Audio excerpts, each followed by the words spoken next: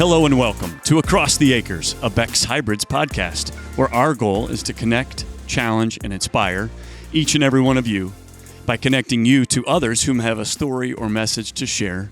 My name is David Ringer. I'm your host. I'm joined, as always, by my faithful companion, man behind the board, Morgan Fitch. How Hello. are you? I'm good. How are you? Good. Good. You're finally wearing a Beck's t-shirt today. I am. Is that because the Cubs lost? Yeah, no more Cubby tees. Yeah, they're out of the playoffs. But today we have a winner, all lifelong. Sonny Beck is with us today. Sonny, how are you, sir? Well, thank you for the compliment there. Yeah, I'm absolutely. doing fine. I'm Good. doing fine. Good. We're currently experiencing absolutely gorgeous weather outside.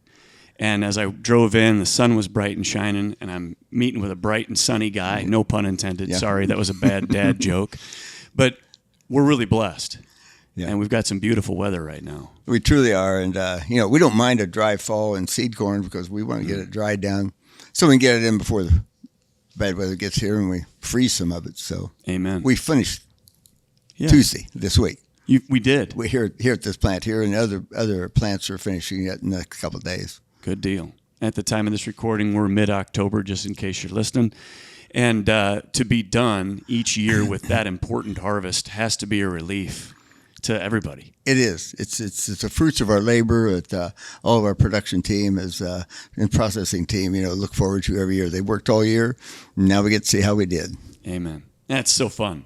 That is the most. Is that the Well, most it's rewarding? farming. I mean, that's what we. Yeah. That's what we. A lot of us love doing past and just plain old farming. And I still get to do a little bit of it. Good. Sometimes with my pickup truck or maybe for my dirt bike, but more nowadays with my pickup truck. Looking at the fields and hopping out and seeing how things are looking. Absolutely. You mentioned your dirt bike. Morgan has always wondered what brand CC. What are you riding? Well, I used to ride a 650. Oh boy! And that one, it was a lot of performance, and I loved it. Absolutely. You scaled down. Yeah, now. Tom Hooper said that's too big a bike for me because hard to get my leg over it, anymore. That's fair. And so he saved out one of the 250s and that's what I've been riding for about the last 7-8 years. Okay.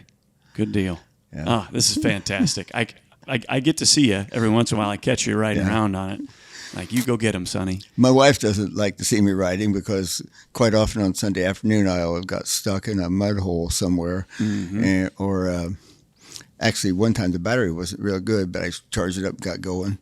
So I got in the middle of the field, and the doggone stalks pushed the off button, and I'm off and no battery. Oh, no. So she knows when I'm out on Saturday afternoon or Sunday afternoon, she better be aware. Yes. I may be calling and needing somebody to come and get me. She's got to keep an eye on you. Yeah, It's as good. always. You know how As that always. goes. She's been keeping an eye on you for how long? About 64 years. Wow. Yeah.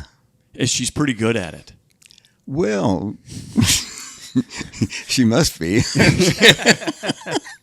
Amen. Yes, she is. She is. Really good at it. We complement each other so well. The things that she's really, really good at, I might not be as good at. Right. And so that's reading 64 years is going really, really well. Yeah. Has it gone quickly? Well, it's been a long time. That's true. That's fair. It is 64 years.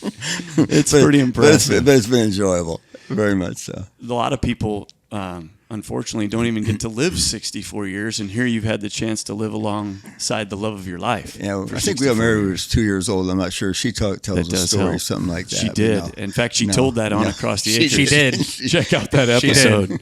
Yeah, but we're both 84, so just so you know. Just to be fair. Yeah, she's 12 days older, though, see. Oh, and so, you're an older woman. Yeah. She's a cougar, Wow, I think so. So, but, I kind of got her to agree to, well, maybe I did. She's 12 days older, so I said, you can be boss for 12 days of the year. Okay. And I'll just take what's left over, Oh, my. Yeah. I don't know that that's an even distribution, but I like your math. Well, it turned out that she's boss all the time. This is perfect. One of the questions that comes up quite routinely from customers and or dealers, because you are well known. In the ag world, you are well known, but maybe they don't know about your family when you grew up. Mm-hmm. And so obviously mom and dad, Francis and Pauline, Right. but you have a sister, and they don't know that. So introduce your sister. If Well, you she's would. 6 years older than I am. Okay. She was born right at the heart of the Depression in 1933. Wow. And so my parents, lived through that too. And some of the lifelong things that they learned there, still kind of apply to us today because they came through that series. So anyway, she thought mom was having this baby for her to take care of. She told me that. See, she was going to be 6 years old. Like this was a little doll baby for her to take care of. I see. So anyway, she went on to be talented in music. I went to Ball State, for degrees and ended up a doctor's degree. And she taught at Anderson College for a while. Okay. She and her husband liked to do different things. They started out farming and had a dad built them a hog barn. They were in that for a while. Okay. Usually about 6-7 years. And later she told me, she says, I just like to do different things. Maybe about every 6-7 years, do something different. So they had a hardware store, and then they bought a newspaper. And then, let's see, what was next? They decided they wanted to move to Colorado and do some things out there. Well, good for them. And so beautiful state. And they came back and this was about 1983, 84, somewhere in there. And again, we were, that was about when I was 45 years old, probably something like that. And so she said, "You're just getting into computers and stuff." I said, yeah, we've got a new IBM 36 ordered here, be here in a bit. And she says, "I want to come work for you and learn more about computers, do some finance work for you." Okay, fine. I said, "Now, in about 7 years, I'll be wanting to do something else. What are you going to do?" Well, she said, "I want to do healthcare for my last, of helping people, my last job, kind of helping people understand how to live healthier so you don't get sick as much and do some things like that." And so from 1990 on, that's what she did. What a calling. She passed away this last January. Yes. And so she had a chance to do a lot of different things in life. She really did. What a legacy to leave behind. And I don't know that, I only met her a couple of times, but I don't think she ever felt like she had to live in your shadow either. Oh, no. She walked her own road. She did, yep. And did it beautifully. That's right. Sweet lady. Thankful she's at home with the Lord. But thank you for sharing her story. Sure. Appreciate that very much. You, growing up, also had more than the business. What else went on at the Beck family house? I mean, livestock did you have? What other things going on? Yeah, well, when I came back from school, we still had about 100 cows. Okay. And my dad had bought 50 heifers from Texas in the 1950s and a couple bulls, and just always had that herd around because we had 120 acres of permanent pasture along the creek that runs through our farm here, and so that was a natural thing to do. I got tired of cutting out all the thorn trees and that sort of thing to keep the pasture down. So one time Dad bought, he heard Angola goats would eat small bushes that had thorns on them, like the red haw trees and the thorn trees. And so he bought about 50 of those. The only thing was the foxes ate the goats.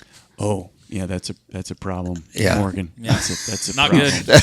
Not good. And it turns out the goats didn't like the thorn trees anyway.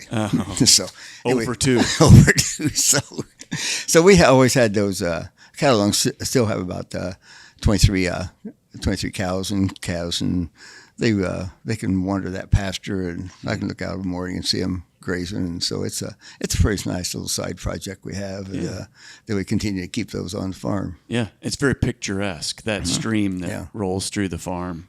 Get to cross over it every time I drive in, and it's very beautiful. Very beautiful part of the state. You did go to school at Purdue. Was that a choice, or did Dad say, "No, you're going to Purdue"? No, wasn't anything about Dad saying that, although Good. he, in 1929 and 30, had attended some of the first, what they called ag short courses, and they were 8 weeks at a time. So farmers could come there and spend January and February and live in the newly built Union Building, built in 1929. Okay. And so stay there. One year he did livestock, another year he did crops. Mm-hmm. And I evaluate that to something like a bachelor's degree in college ag now, because very few other farmers were going. Right. And so he always felt like that gave him some advantage in studying those systems and so forth. In 1937, when the hybrid seed corn came out, well, then he learned that they were. I'm getting another story for you, but this is good. He learned that every farmer in Indiana could get 3 acres worth of this hybrid seed corn. So that was kind of the start in 1937 of the seed business. Although they had been saving out ears of corn, the best ones from the year before, bringing them in the house and getting them dried, and then using what they needed and selling some to other farmers. So basically, the farm that might have started in 1901 when my dad bought this 80 acres, but it also really started in 1937. Okay. And so then you had a desire to go to Purdue and come back. I think because I'd been there a fair amount of times. They have good programs on 4-H. Yes. And on FFA. And, of course, there were always agricultural meetings going on there, because they were the agricultural center for Indiana. Mm-hmm. And so it's like, well, I want to study agriculture. I'm going to come back to the home farm. Like, I guess I don't need to look any further. No. And so I ended up there. Made perfect sense. Right. And then when you came back and said, I want to be a part of the family farm and the seed business, or did you have one? No, it was all. I wanted to develop a seed business. Okay. Yeah.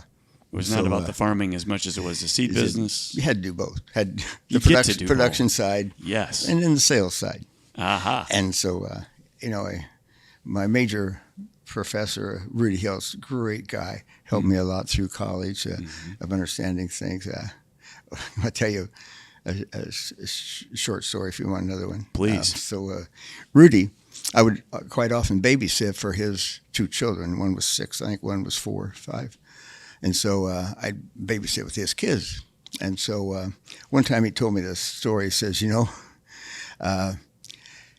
one time the phone rang at home for him, and he wasn't there. And so somebody, or the 6-year-old answered the phone. And they said, is Dr. Hiltz there?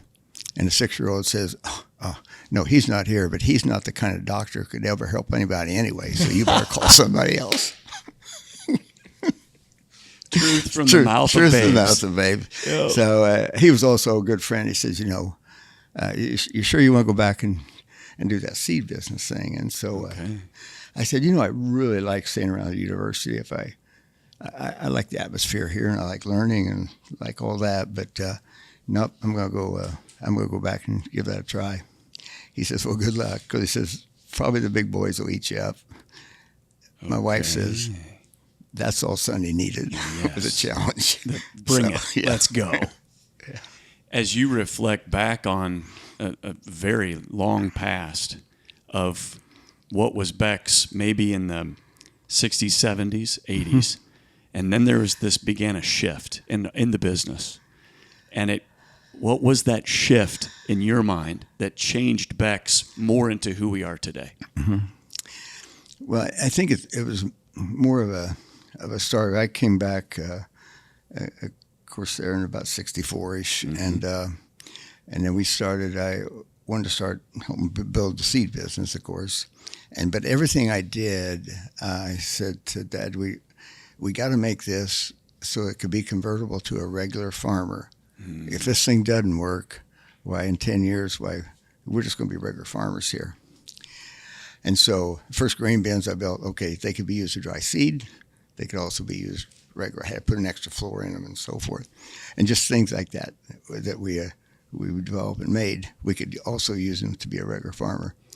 I think it was about after 9 or 10 years I said, hey, this is too much fun. This is too easy. Forget being a regular farmer. We can do this. We can do this. Okay. And so the second, I said 1964. By 1968, we had grown to enough that, basically, we had decided we could build a new dryer. So we built a dryer larger than we needed by a bit so that we could grow into it. And so that very year I said to Dad, I said, I know this person with Trojan Seed Company, a Chuck, and I said, good, he's in Minnesota. And I said, we grew this dryer to go into the future, but I said, I want to grow some acres for him, and so I can help pay for the dryer. I said, I need to borrow some money. I need a tractor, and I need another planter. And I've already talked to the banker, and the banker said, sure, go ahead and do it. And my dad said, borrow money? He said, your mom and I came through the Depression from 1933 on, and many farmers that mortgaged their farms could not pay it off, and now somebody else owns their farm. Mm-hmm. So when you make money around here, son, you can spend it. That's the way we operated until 1990. Wow. That's the way we operated until 1990. No collateral prior to that. And that helped us get through the late 70s and 80s when the Big Depression. Tough times. And I noticed at that point in time, the seed companies that had a land base had a lot better chance of surviving than the ones that maybe just had 20 acres and rented everything else. Right. And so that further in 70s and 80s made me convicted to the same thing. Mm-hmm. When you have money, don't borrow it. I mean, if you have money, we'll build stuff. Mm-hmm. So that growth was at that speed all that time. Yeah. But then in 1990, that story was that I was just like regular farmers do today. Like, I want to pay for my chemicals and my fertilizer on December 31st. Mm-hmm. I want to hand you a check and pay for it. So it's on my taxes this year, but it doesn't reach the fertilizer company until the 1st. Mm-hmm. And so I said to Mom, she did all her books even until then. She was great in finance. She was a true leader too. So head of the home ec club, all those kind of things. You bet. And yet took care of her own garden and all those kind of things. So wow. She hard work. She worked at the plant. Yeah. I realized how much. Yeah, both of my parents. But later in life, I realized how much she had contributed because of those type of things. So anyway, I went to her. She was doing the books. I said, I need to borrow $500,000. That's $500,000. Mm-hmm. Big deal. I said, I've already talked to the banker. He says he'll loan it to me. I'll pay it back on January the 2nd. Well, our customers have paid us. And she said, well, Dad won't like that. I said, yeah. If I says it's the right thing to do, just, okay, do it. But don't tell him. Oh, my. Now, a few years later, we did tell him. That's good. Yep. You had to clear your conscience. We did tell him. Yep. So that was the start. And again, see, we had grown at whatever speed you could handle with that. Mm-hmm. But even with that, we were able to get 10% more business every year. So, but if you start in 1964 with 3,400 bags of seed corn and go 10% a year, it takes you a long time to get somewhere. So 3,400. Yeah. So anyway. My goodness. So in those days, my people would say, well, you get bored with your job. I said, why would I get bored? I said, here's what my job looks like. Around the middle of April to 1st of May, I get to plant corn for a couple of months. And then I get to go spray corn and do things like that and detassel corn in July. Now comes August, that's paint up, fix up much. Mm-hmm. We didn't have field days then. Right. That's fix up. And so then comes September, we're harvesting for 2 months. November and December, I'm in the grading tower, packaging, bagging, and making sure all the grade sizes get right. January 1st, I get out the order book. Nobody turned in an order before January 1. So January 1 to February, I'm getting orders. We're going out and starting corn clinics, which was the predecessor to Becknology days, into our corn clinics nowadays. Mm-hmm. We're around Indiana for the most part at that point, putting on some seminars on corn clinics and so forth. I did have probably the start of that when I was in graduate school, and the university had me going around southern Indiana putting on clinics on helping farmers succeed. So gosh, I got a lot of material here. I can go to the U of I and get some material and help farmers do better. We call it corn clinics, see. Mm-hmm. So that was the start of what we call our winter meetings nowadays. Absolutely. So then I spent those 2 months doing that. Then I hopped in the truck, delivered seed till March, and then I'm back in the planter. So I said, how could I get bored? I got the best job in the world. You're so busy all the time. Even now, ladies and gentlemen, this man is so busy. But back then, you had to be even busier. Yeah. There were fewer of us to help you. Yeah. And you were growing things exponentially. And I made a short list of 4 things that I thought, in my mind, based on what I know of the history of the company, that really helped shift things. Mm-hmm. And you don't have to talk about all 4, but if you want to talk about one of them, ham and bean suppers, which obviously we now call our winter meetings. Mm-hmm. We have Lee Rulin coming on board, Kyle Smith, and then aviation. Mm-hmm. I think all 4 of those are unique pieces of what makes us who we are today. Mm-hmm. And Lee, obviously, our director of sales, Kyle Smith, research, and then, but airplanes. Why in the world buy a jet? Talk me through that. I love that we have them. What made you wake up one day and say, let's buy a jet? It would have been in the year around 2000, 2001, when I'd just been elected as president, what's called of the American Seed Trade.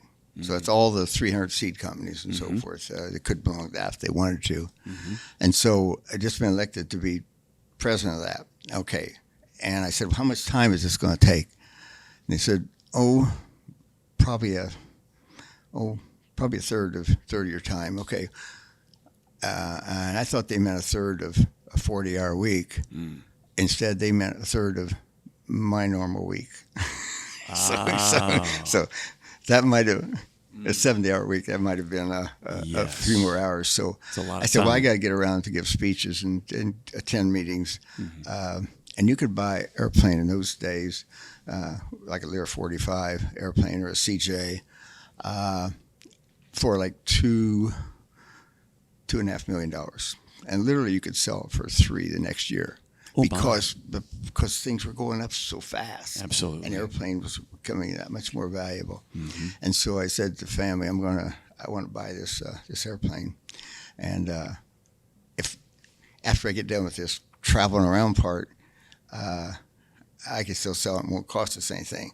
But I said, I'll bet you we figure out a way to use it in the company business. I'll bet you we will.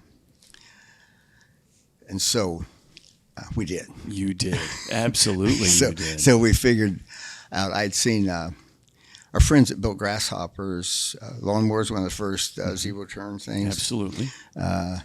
Just west of here. And one of their lawyer also farmed. And he was telling me about how they took people to Grand Cayman in their airplane. They took their best customers in a 6-passenger plane that he had. He said, well, why can't I do that? Sure. And so we started doing that, and then it gradually grew to, well, why don't we fly in this person that they were refusing to come in and see our nice seed company? Like, look, there's still 250 of you guys. Why do I want to see another family-owned seed company? Mm-hmm. And so as the conversation turns to, how would you like to hop in the corporate jet? I'll pick you up at 8. I'll have you home at 5. Like, sure. Where are we going? This booming town called Atlanta, Indiana. It wasn't that bad, but I like to tell that story. Sure, we'll come and see you. And so once people started coming here, and even today, like, I say, what did you learn? When we might talk with them at noon, like we do Scott or I or the family and other people, talk with them about the company over lunch. And so I say, why'd you come? He says, I guess you can compete. I've seen enough. I guess you can compete. Interesting. That's the biggest comment that people would say once they come and see us. They see our research, they see our practical research, which, again, in 1990, we had to decide how are we going to compete? What is going to be our shining star that takes us through above 300 other seed companies? Practical farm research. Practical farm research. Said, in 1992 paper, called it the white paper. Yes. That comes out. It's like, here's things. People that survive will learn to innovate, adapt, and overcome. One of the favorite saves of Lee Rulin that you mentioned earlier. Yes, sir. Came on as our sales and marketing manager in 1972. So that further translated into what? And he said to me, you must, in 1992, you must get out in the industry more and in working with other companies. And somebody else could take care of all the farming. So we call it I Parked My Boots in 1992. Now, that's only for the 8 to 5 job. Right. I can still put on my boots after 5 o'clock. That's when we get out the motorcycle. That's right. Let's go. Dirt bike. So that story, it kind of is how we then had this business growing. Mm-hmm. And so we got into 2001, and we decided to keep the airplane. And as we brought people in, we found out that was the thing. It was the biggest thing. I see it. You can compete. You've got the quality of people. You've got the practical research. You've got the actual research of new hybrids. And we like the culture in your company. Like, what do you mean? All your people are friendly. All of them are wanting to help us farm better with this practical research. Because I said, we're going to double down on that. It's free. Why would you double down on that? Yeah. Well, if you help others in life, it might not make you the most money, but you still did the right thing. That's it. That's what we're going to do. Never hurts to do the right thing. Right. Well said. That's very well said. Looking forward now to today, your current role. What do you do on a Tuesday? What's Sonny up to? Sure. Well, current role would be a CEO. Scott's president. Mm-hmm. I still have departments that have always reported to me: mm-hmm. production, processing, aviation, and also facilities, like dreaming and thinking about the new things we're going to do in facilities and so forth. That's one of my fun jobs. So what on a Tuesday? Well, the first half of the day we're in leadership with our other 5 people in leadership. Mm-hmm. And Corey's just now joined that group. You bet. So we're looking at that as half a day of scheduled meetings. Sometimes it's people coming in. Sometimes it might be somebody we're working with in another company or whatever. Monday, we spent the whole day in the boardroom. This is how we run the company. It's run by the leadership team, and then each of us go implement those things. Now, we can make decisions out there, but we all know we're on the same page, and we all know what we're doing there. That's so important. So that's what a typical Tuesday morning would look like. Okay. I still love to work at night, a lot better than working daytime. Mm-hmm. Or I don't like working at 4 a.m. in the morning. No. Getting up, no. But if you got something to do, just give it to me at night. I'll finish it tonight. Okay. Some people are wired that way. Mm-hmm. I found out in college I could probably get by on 5-6 hours sleep. And I felt like I was not the smartest person. I knew I was not the smartest person there. But I'll bet I can outwork you. Now, coming from the farm, we work 6 days a week. You bet. So now you figure that up. If I'm saving 2 or 3 hours a day for 6 days a week, I'm gaining almost 2 days. Absolutely. And I'll bet I can compete with you, even if I'm not the smartest. I still feel that way. Oh, that's a great way to look at it. But God's given me a great health and the ability to maybe get by on a little less sleep. Absolutely. Now, wake up in the morning with shower thoughts. I call it that. Somebody says, "What keeps you awake at night?" Nothing. When I go to bed, I'm sleeping. Oh. But I will wake up with oh, that kind of solves that problem. Here's how I do it. So it's just, I might be funny. Other people get up early and they're ready to get out of bed and kill snakes. Yes. You shower thoughts. That's what you called it? Yeah. I love that. It happens in the morning. Huh. I need to have more shower thoughts, Morgan. For sure. I have them all the time. Yeah. All the time. Yeah. Also, as it pertains to what's going on right now, if you could change anything at the business with a magic wand for today, not for the future, just right now, is there anything you'd change, or do you like what we've got? No. I never like what we've got. I always want to be 10% better. I mean, when somebody said, "What's your goals?" I don't necessarily have a number goal. I've always found that. My dad said a couple of times, "We're about big enough now. Let's just slow us down a little bit. We're okay."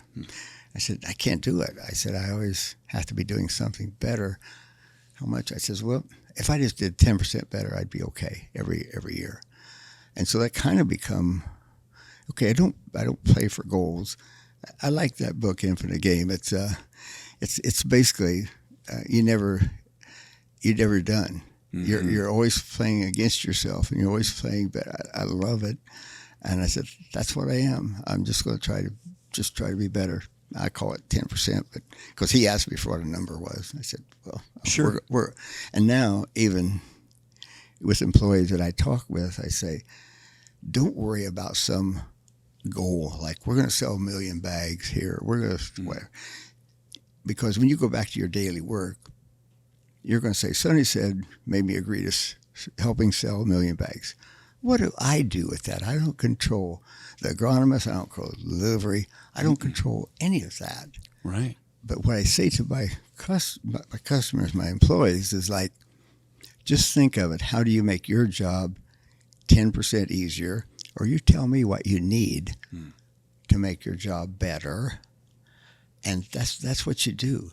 The rest will take care of itself. Amen. So each of us just figure on what you do. And basically I have a wonderful 1,100 employees. Mm-hmm.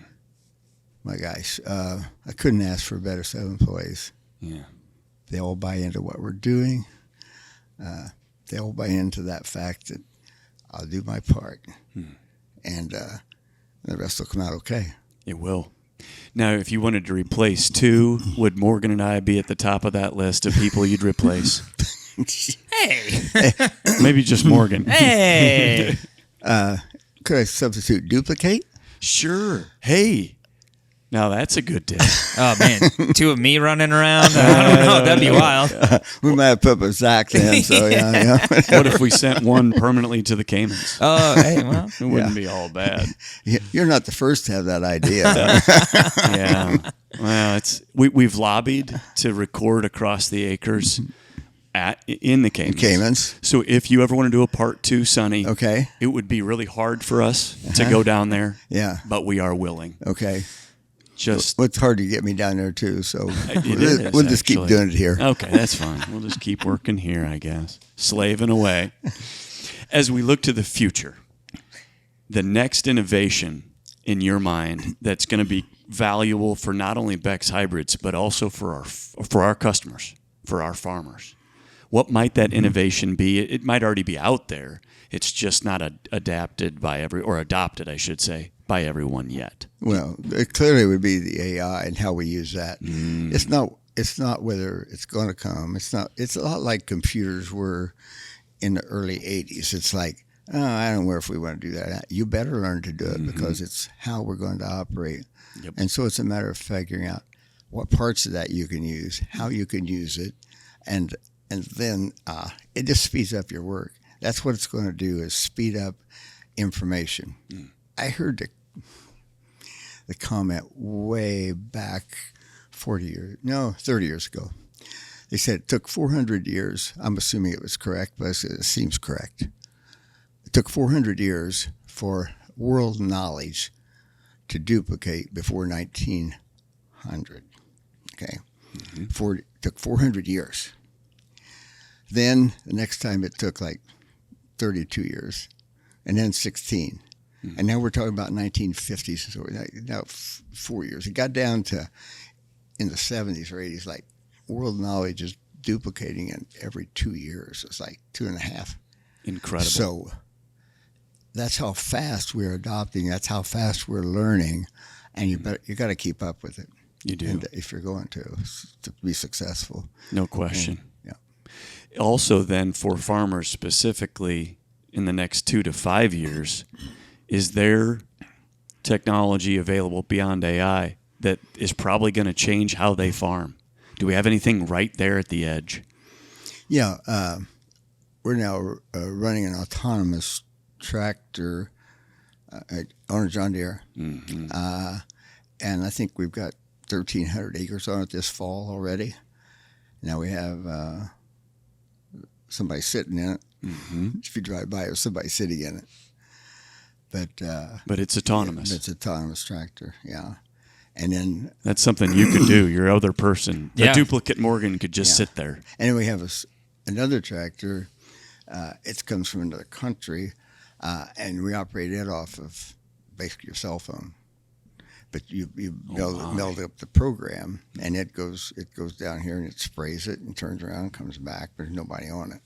It's a smaller model. We're not talking about a large model here yet. But again, it's the concept of where things are going, and doesn't mean we won't need as many farmers. Possibly some. But they will just be doing different jobs, and there'll be less farms, but more farmers will be on the same farm. Your cousins, your brothers, maybe other employees. It's going to take larger farms, but it doesn't mean it's only going to be run by one person. Absolutely. And farm labor is a concern for a lot of our customers, our farmers. It's hard to find CDL drivers. It's hard to find young men and women who want to come back and work on the farm. And this autonomous creation technology will help. It'll assist in that. And again, as you said, we're not necessarily going to replace people, but they'll just be doing something different, which is okay. One more about the future. If God were to grant you another 100 years, which we really hope he doesn't because heaven's way better, but another 100 years, what would, in your mind, what would Beck's look like 80 years from now, 100 years from now? What will we be doing? As people say when they don't know the answer, that's an interesting question. Or if you're an agronomist, you would say that depends. That depends. But that's okay too. When you talk about 100 years, that's a long time. That's a long time away. It's a long time. I mean, we're doubling knowledge, a lot quicker than that nowadays. Absolutely. And so, what would Beck's hybrids look? I would want us to be a service company again. We're helping farmers succeed. That's the one ongoing thing that we will always be, helping farmers. And you say helping others, yeah, okay, too, but helping farmers succeed, help them find new things, help them be more competitive in the world they live in. That's beautiful. If that's all we're doing, we're still going to be so relevant. That's the whole point. That's the key. I often told the story. Yeah, the reason you can't have a specific goal is, what if we were to develop on an oak tree that it could put corn and give me corn on an oak tree? Okay. Now, that would do that every year, and now I need to only sell you one seed every 50 years, the life of an oak tree. Right. So my job here might be totally different, even though we are still helping farmers succeed. Absolutely. So you got to think big if you're going to be surviving as a family-owned company. Which is our goal. 100 years from now, still family-owned. Absolutely. Family-owned and operated by our leadership team. Absolutely. You have to add those two things in there. People that know what the business is. True. And people that know what the family is. Odd off the wall question, maybe. Have you ever thought about writing a book? Has that ever been a dream or no? No, it wasn't a dream. Okay. I've thought about it more lately. Okay. Might do something. Okay. Well, Morgan, coming maybe to a bookstore near you. Maybe not. Maybe not. Maybe. I don't know. It depends. That's it. Exactly right.